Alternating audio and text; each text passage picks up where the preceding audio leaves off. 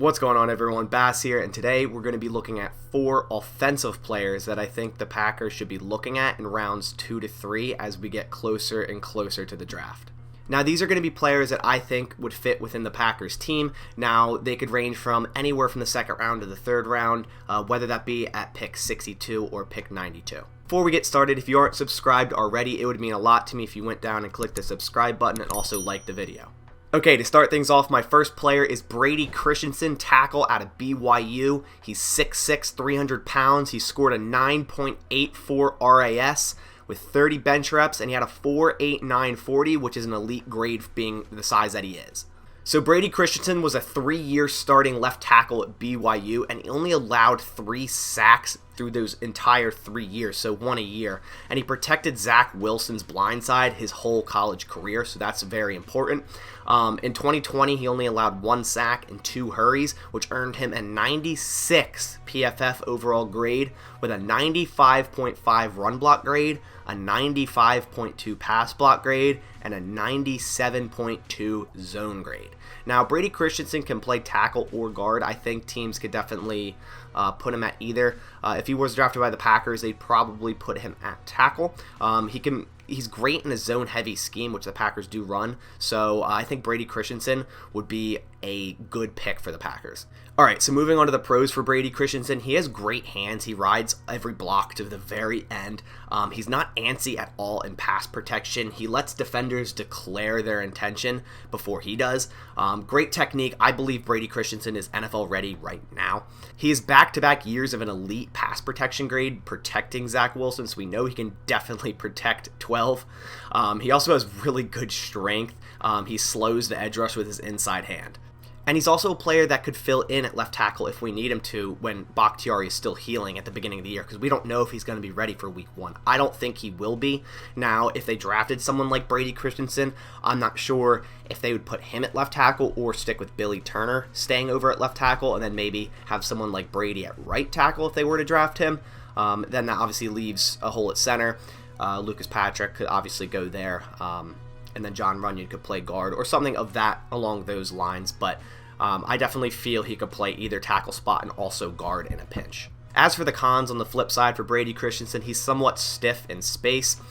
He struggled a tad with bigger edges, and he hasn't really, and speaking of edges, he hasn't really faced any NFL caliber edges throughout his college career. He does seem to panic a little bit when it comes to speed rushes, and then also he does have shorter arms with 32.25 inch.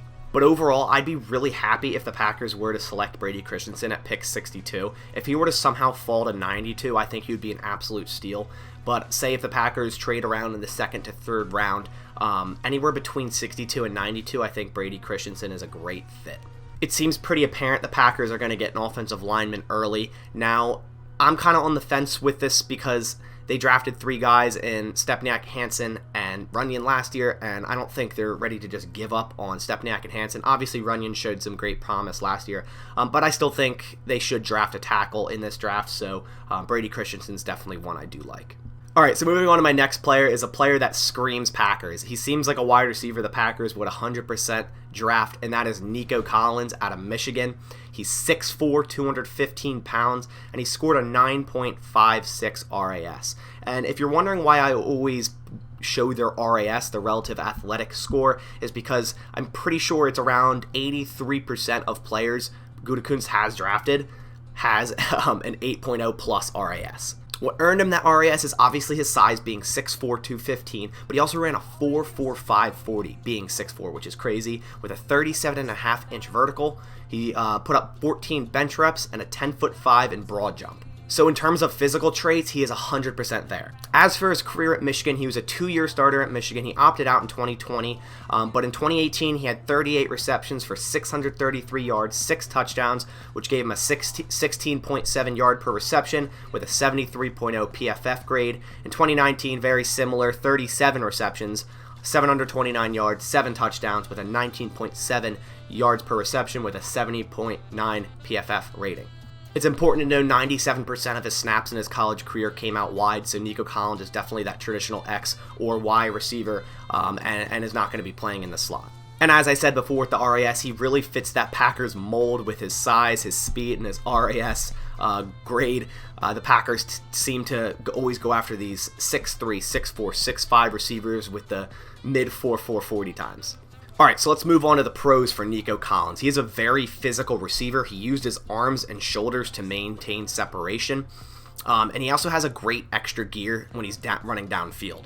He's also actually surprisingly pretty shifty for being 220 pounds and 6'4", and he has great release for his size. As I said, he ran a 4.45 40, so he has quality speed considering he is 6 foot 4 inches. He has soft, natural hands, and he has good jump ball traits, which is great considering he's a taller receiver. Alright, so moving on to some of the cons for Collins. His consistency is not where you want it to be. He disappeared some games versus some better cornerbacks.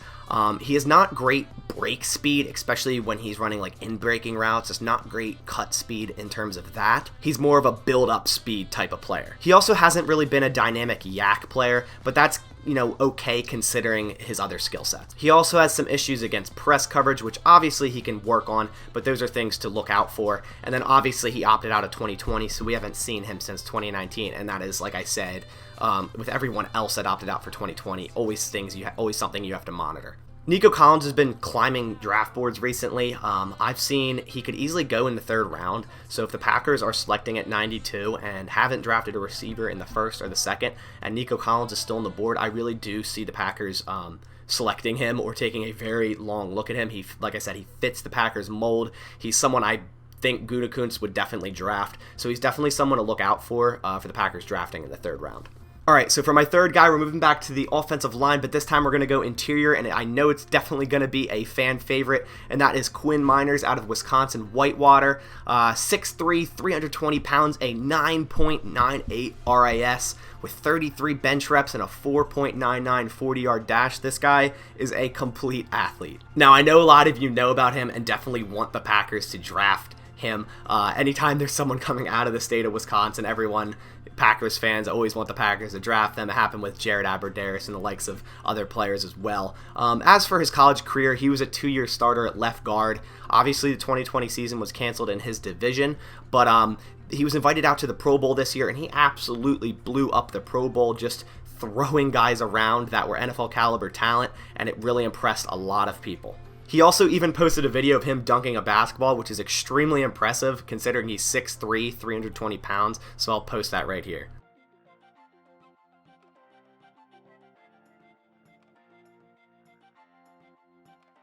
Now, in terms of positioning, although he did play left guard in college, I think he translates great to a center position in the NFL, and that's probably what teams are going to view him as, and if the Packers were to draft him, I definitely see him being a center. Alright, so moving on to the pros for Quinn here. He has elite straight line explosiveness. This dude explodes out of the snap. He's really good at identifying stunts, I saw.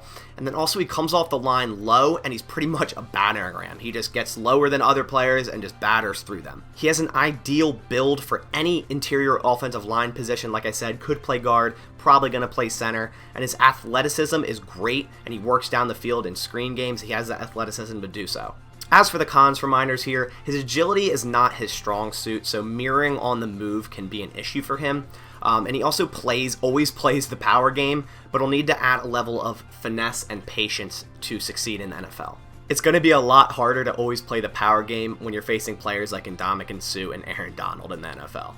And then also, his college performance and grades are not super meaningful, being that he went to Wisconsin Whitewater, given the level of competition. But also, you saw what he did in the Senior Bowl, so I think that kind of negates that whole argument. Just what he did against D1 NFL-ready players is extraordinary. Quinn's most definitely going to go in the 2nd round. I think he might be available at 62, but he could go a little bit earlier than that. So if the Packers either traded down in the 1st into the 2nd or traded back up into the middle of the 2nd round, definitely an option for the Packers there. If he were to fall to 62 and the Packers selected him at 62, I think that's great value right at that spot. But overall, I definitely see him going 2nd round. It's between him, Landon Dickerson, and Creed Humphrey as like the top 3 centers in this draft. Alright, so moving on to my last player is going right back to wide receiver, but this time more of a shorter speedster wide receiver, someone that really impresses me and I would love to see on the Green Bay Packers, and that is wide receiver Dwayne Eskridge out of Western Michigan. He's 5'9", 190 pounds. Now, he did only have a 6.73 RAS, but a lot of that score was brought down due to him being 5'9", 190, but he ran a 4.40, and I think he plays even faster than 4.4 with a 35-inch vertical and a 10-foot 4-inch broad jump. As for Dwayne's career at Western Michigan, he was a 3-year starter, and he's coming off a terrific senior season. He had 121 catches, 2,244 yards, and 15 touchdowns over his entire career at Western Michigan at wide receiver. In 2020, he accounted for 34 receptions, 786 yards, 8 touchdowns, with a whopping 23.1 yards per reception, which earned him an 86.9 PFF grade, and he also had 9.4 yards after the catch average. What's also great about him is he can definitely return kicks. He returned 17 kicks in 2020 for 467 yards and a touchdown, and he definitely has the reputation as being one of the most versatile players with his speed. Alright, so listing off the pros for Eskridge here, he's lightning fast in-game. He's a pure blazer. Like I said, I think he plays faster than his 4.40 states. He's very slippery at the line of scrimmage. He can easily beat press coverage. And he's very clearly a proven deep threat. He has over 20 yards per catch in his past 2 full seasons, which is insane. He's also really good at changing directions, especially on in-breaking routes, whether that be a slant, a post,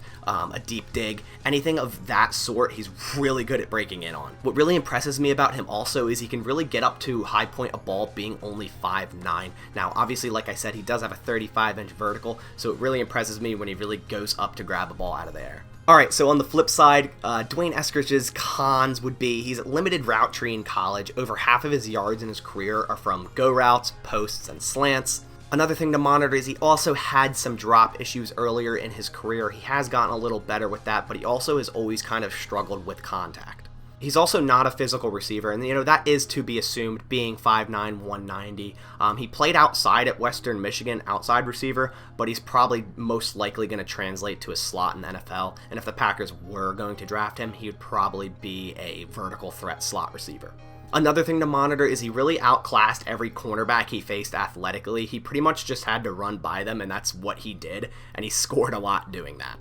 Overall, Dwayne Eskridge is another receiver that could go anywhere between the 2nd and 3rd round. I feel like he could definitely fall to the 3rd round due to his size and his RAS being 6.73. But overall, I really like him, and I like the prospect of the Packers drafting him if they were to draft a more lightning fast, gadget type, smaller receiver. Him, Rondale Moore, some of those receivers, Jalen Darden, they're all really good options. Dwayne Eskridge, if the Packers were to draft him at 92 instead of Nico Collins, if they're both on the board, I'd be happy with both. Honestly, I like both of these receivers a lot. But anywhere between the 2nd and 3rd round, my guess is the 3rd round is definitely where I see him going. So that's going to do it for today. Those are 4 players, 2 offensive linemen, and 2 wide receivers that I think the Packers could draft in rounds 2 to 3. I'm interested to hear what you think about these players. Are any of these that you do really like, or is there some that you don't like? Definitely let me know down in the comments. And then also, is there other players around that 2nd round, 3rd round mark that I maybe missed out on that you really like and you think the Packers should go after and you think they would work well within the Packers football team? So that's going to about do it for today. I hope everyone has a great rest of your Tuesday afternoon. I'll catch you all in the next one, and as always, go Pack Go.